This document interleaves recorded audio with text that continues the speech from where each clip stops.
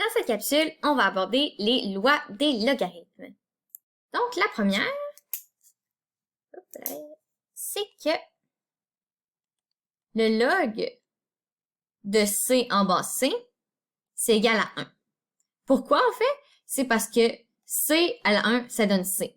Puis on n'oublie pas, quand on cherche le log, dans le fond, on cherche l'exposant auquel il faut mettre c pour que ça donne là-bas, la puissance qu'on nous donne ici. Donc, on faut mettre c à la quoi pour que ça donne c? C'est 1. Ensuite, deuxième propriété, c'est que si on a log de m à la n en bas c, c'est égal à n fois log de m en bas c.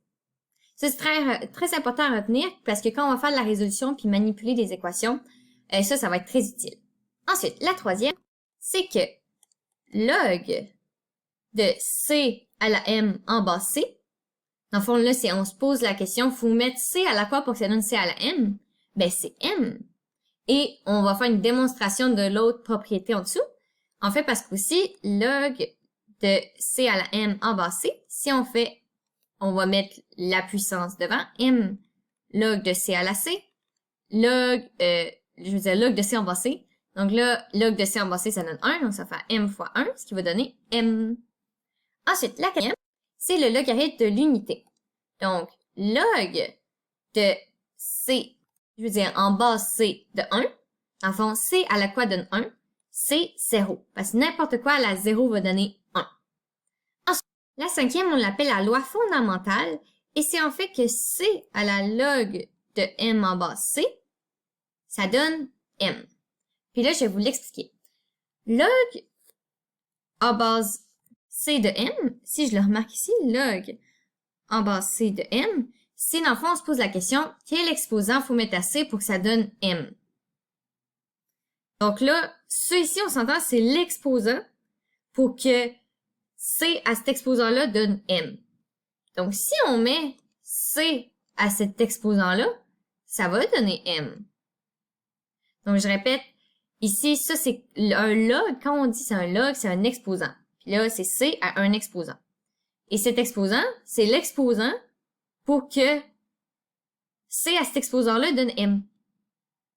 Donc, si on met l'exposant pour que c à cet exposant-là donne m, c à cet exposant-là va donner m.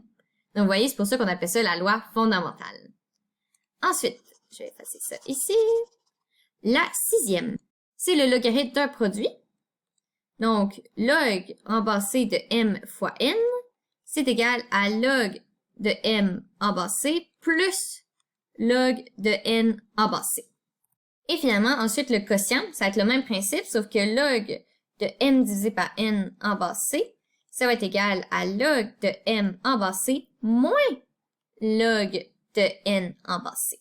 Et finalement, la dernière loi, et non la moindre, c'est la loi du changement de base.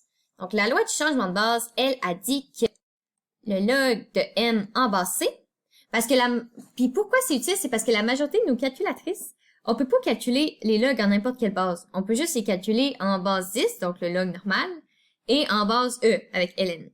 Donc, comment on fait pour calculer quand on a d'autres bases différentes? Donc, c'est là que c'est utile. Et pour ça, ça va donner le log de m en base s sur le log de c en base s. Là, s, c'est quoi? En fait, s, c'est la base que tu veux.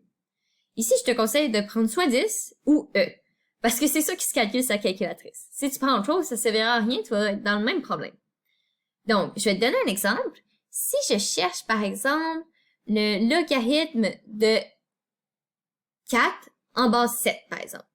En base 7e, ça se calcule pas à calculatrice. En tout cas, du moins avec des calculatrices conventionnelles. Mais moi, avec une calculatrice comme ça, je peux pas le calculer. Il y en a certaines qui le calculent, mais la majorité, non. Donc là, qu'est-ce que je vais faire? Je vais faire log de 4 divisé par log de 7. Ou log ici, quand c'est log tout seul, ça veut dire que c'est en base 10. Et une autre possibilité, j'aurais pu prendre log de e. Log de e, c'est quoi? C'est ln. Donc, ça aurait pu être aussi ln de 4 divisé par ln de 7. Et ça va me donner la réponse de logarithme de 4 en base 7. Et voilà, donc vous pouvez l'essayer. Je vais le faire devant vous. Donc, si je fais log de 4 divisé par log de 7, ça me donne 0,71. Puis si je fais ln de 4 divisé par ln de 7, ça me donne aussi 0.71.